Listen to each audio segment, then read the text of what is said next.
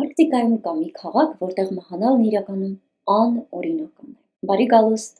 Լոնգիրբեն, Նորվեգիա, երկրի ամենահյուսիսային բնակավայրը։ Եթե այստեղ որևէ մեկն անբուժելի հիվանդանում է կամ կյանքին սպառնացող վթարի ենթարկվում, նրան անմիջապես տեղափոխվում են կղզուց։ Ինչու՞։ Որովհետև այստեղի հողը գտնվում է հավերժական սառցակալման գոտում։ Սա նշանակում է, որ գետինը մշտապես սառած է և երբեք չի տաքանում։ 1950 թվականին տեղացիները հասկացան, որ լուրջ խնդիրներ ունեն,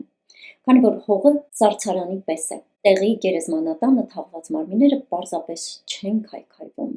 Դրանք մնում են կատարյալ պահպանված, ճիշտ այնպես, ինչպես թաղման օրը։ Սա հնչում է որպես սարսափի ֆիլմի սցենար, բայց իրականում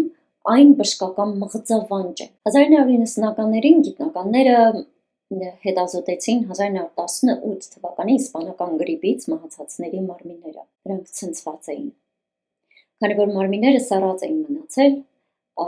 վիրուսը դեռ կենդանի էր մահացածների օրգանիզմում և ակտիվ, գրեթե 80 տարի անց։ Հին համավարակների վերադարձը կանխելու համար քաղաքի գերեզմանատունն ընդմիշտ փակվեց։ Այժմ, եթե մարդու կյանքի վերջին օրերն են, նրանք ուղարկվում են Նորվեգիայի մայրցամաքային հատված։ Դուք կարող եք ապրել Լոնգիրբենում, բայց ձեզ թույլատրված չէ հավերժ մնալ այնտեղ։ Եվ միանշանակ ձեր վերջին հանգրվանն այնտեղ չի լինի։ Պատկերացնեք մի քաղաք, որտեղ անգամ մահն է արգելված։